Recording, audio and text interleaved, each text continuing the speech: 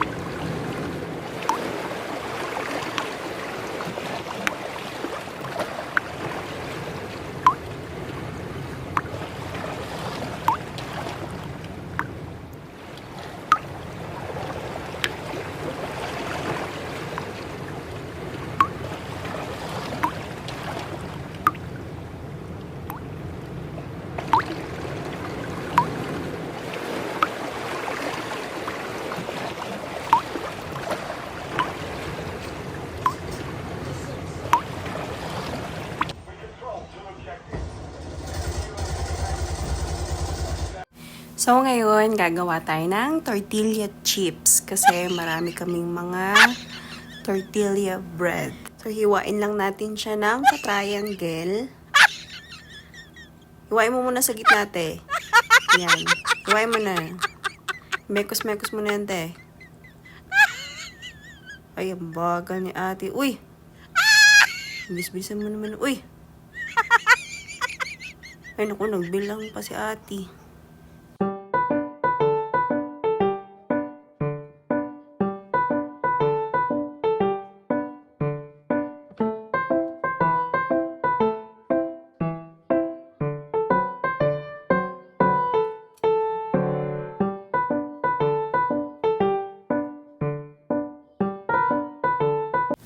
Sige, hintayin natin siya matapos maghiwa ng tortilla bread.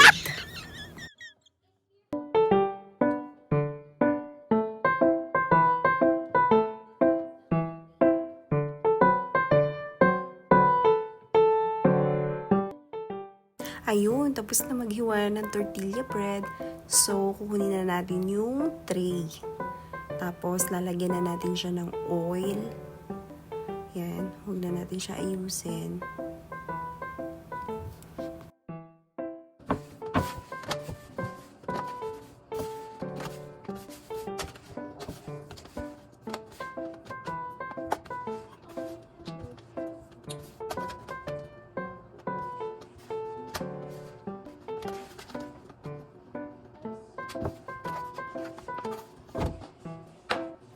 Nakulangan po tayo sa tortilla bread, so dagdagan pa natin para mas marami, mas masaya.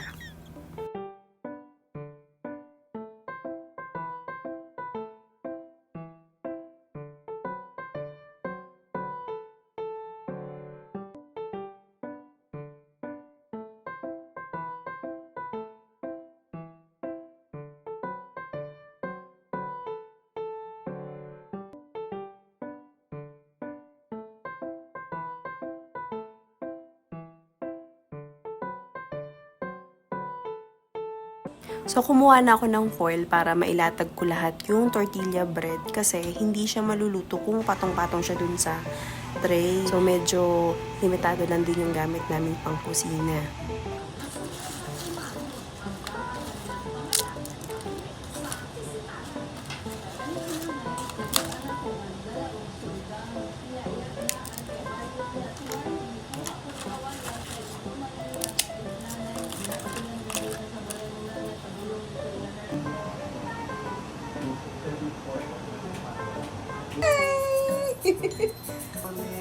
Hi! Hi! Boss! Hi! Hi! Lalabas tayo? Lalabas tayo? Hi! Say hi! Hi! Hi! Wow!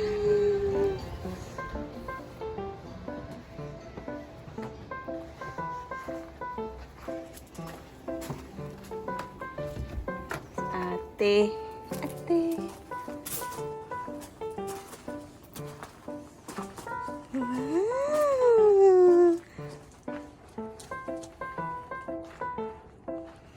Play tayo ng snow? Hmm?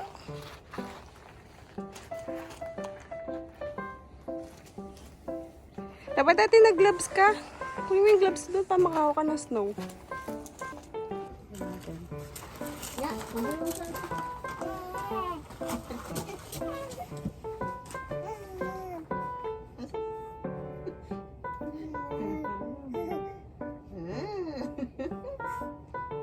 Yada.